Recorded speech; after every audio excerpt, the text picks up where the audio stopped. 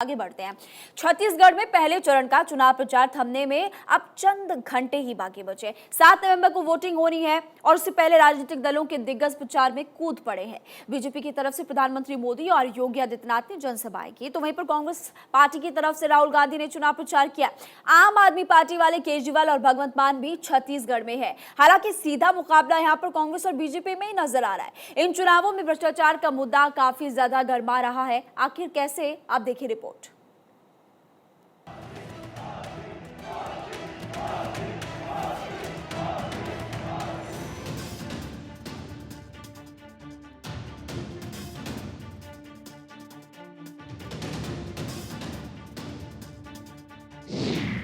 नब्बे सीट का रण, जनता किसके संग?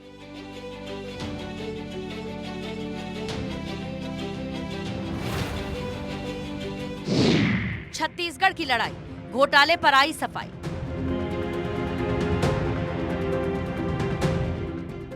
गंभीर है छत्तीसगढ़ की फिजा, गंभीर है सियासी हवा। साथ लिए हैं तुड़ीर और धनुष पर चढ़े हुए हैं राजनीतिक तीर।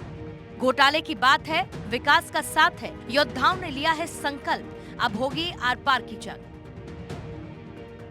3 दिन बाद मतदान है, नेताजी परेशान हैं। वोट मांगने के लिए बड़े सूरमाओं को बुलाया है। छत्तीसगढ़ में सरकार बनाने का समीकरण सजाया है। हर सीट है अहम, इसीलिए किए जा रहे हैं सारे जतन। दिल्ली से दुर्ग तक घमासान हो रहा है, कभी घोटाले तो कभी आदिवासियों पर संग्राम हो रहा है। जिन्होंने छत्तीसगढ़ के गरीब को लूटा है, उस पर कार्रवाई होके रहेगी। उससे पाई पाई का हिसाब लिया जाएगा। मेरे परिवारजनों, छत्तीसगढ़ की भ्रष्ट सरकार ने एक के बाद एक घोटाले करके आपका विश्वास तोड़ा है। छत्तीसगढ़ महतारी का अपमान किया है। पीएससी घोटाले और महादेव ऐप घोटाला तो चर्चा में है ही। कांग्रेस सरकार के रिपोर्ट कार्ड में घोटालों की कमी नहीं है। इस देश की सारी जमीन, इस देश का जंगल, इस देश का जल एक दिन आपका हुआ करता था, और वो जंगल, जमीन और जल आपके हाथों से लिया गया है। आदिवासी शब्द का यह मतलब है, और इसलिए बीजेपी इस शब्द को प्रयोग नहीं करना चाहते। वनवासी, यह शब्द आदिवासियों का अपमान है। इस शब्द को कांग्रेस पार्टी कभी नहीं स्वीकार कर सकती। 3 दिन में दूसरी बार पीएम मोदी ने छत्तीसगढ़ का रुख किया। पहले चरण के रण से पहले दुर्ग की धरती को छुआ और कांग्रेस की सरकार पर हमला बोला। महादेव बेटिंग ऐप का मुद्दा उठाया और सीएम भूपेश बघेल की सरकार को भ्रष्टाचार में डूबा हुआ बताया। छत्तीसगढ़ की कांग्रेस सरकार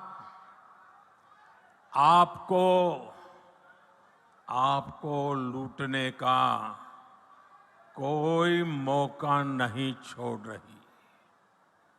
इन्होंने तो महादेव के नाम को भी नहीं छोड़ा है।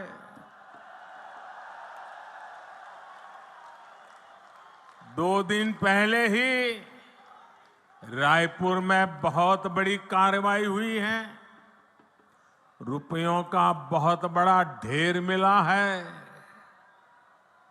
लोग कह रहे हैं कि ये पैसा सट्टेबाजों का है। मीडिया में आ रहा है कि इस पैसे के तार छत्तीसगढ़ के उन तक जा रहे हैं। छत्तीसगढ़ में 7 नवंबर को पहले चरण का चुनाव है। कभी नक्सल प्रभावित रही 20 सीटों पर वोट डाले जाएंगे। पंडारिया और कवर्धा में मतदान होगा। राजनांदगांव और बस्तर में चुनाव होगा। जगदलपुर और खैरागढ़ की जनता अपने नेताओं को चुनेगी। कांकेर और दंतेवाड़ा में भी चुनावी लहर चलेगी। नारायणपुर में वोटिंग होगी और कोंडागांव की जनता भी मतदान करेगी। पिछले चुनावों के परिणाम बदलने के लिए बीजेपी ने पूरा जोर लगा दिया है। शुक्रवार को गृह मंत्री अमित शाह ने संकल्प पत्र जारी किया तो शनिवार को पीएम ने गारंटी वाला दांव भी लगा दिया। आदिवासी बाहुल्य इलाके से सटे दुर्ग जिले में ये बता दिया कि मुफ्त राशन पर रोक नहीं लगेगी। योजना दिसंबर के बाद भी चलती रहेगी।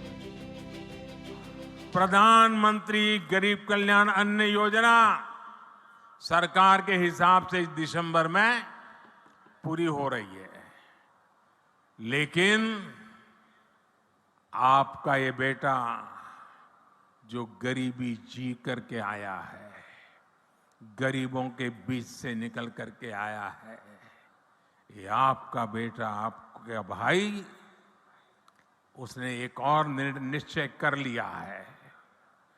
मेरे गरीब भाइयों बहनों, मैं देश के गरीब भाइयों बहनों को आज दूर की धरती से बताना चाहता हूं, मैंने निश्चय कर लिया है,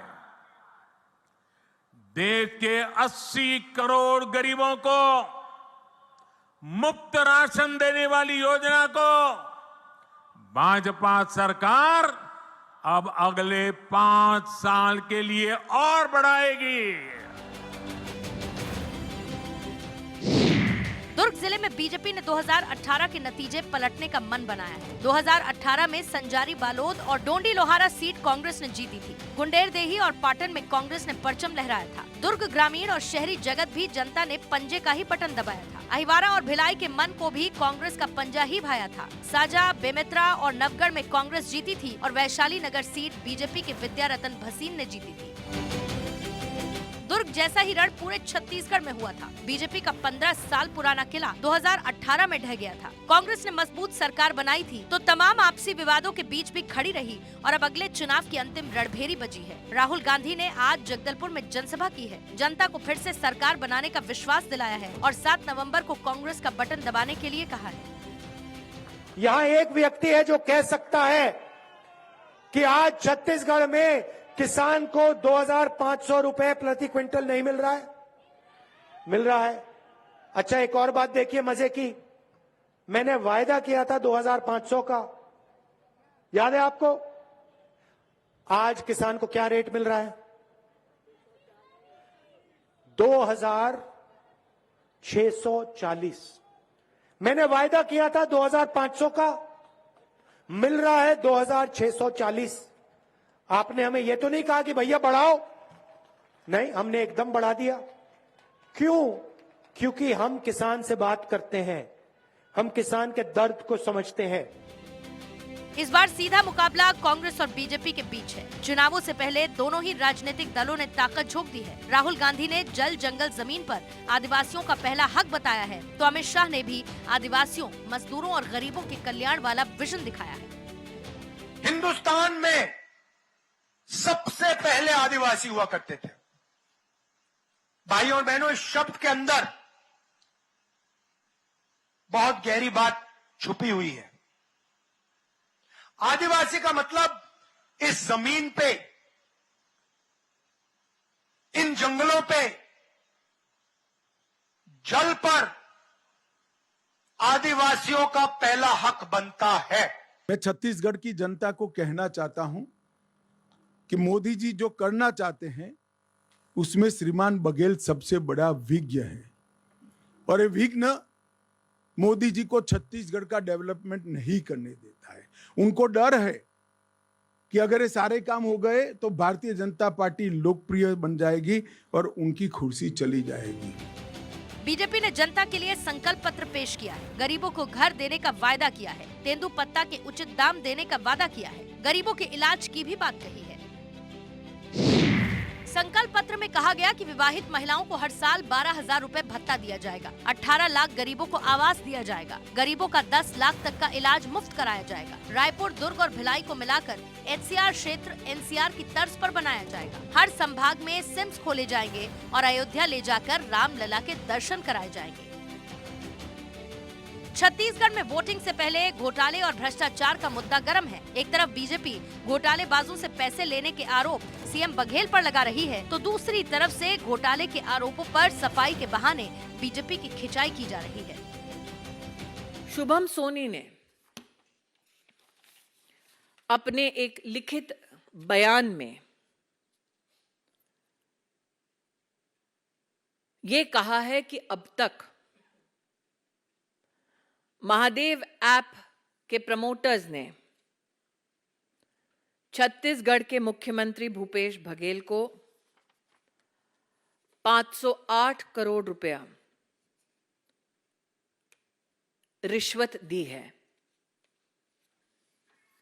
लेकिन ये एकमात्र ऐसा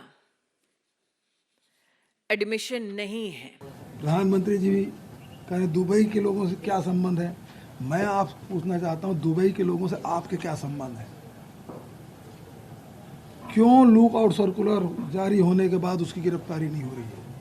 ये गिरफ्तारी करने की जिम्मेदारी भारत सरकार की है। क्यों उसकी गिरफ्तारी नहीं हुई। क्यों महादेव ऐप बंद नहीं हुआ।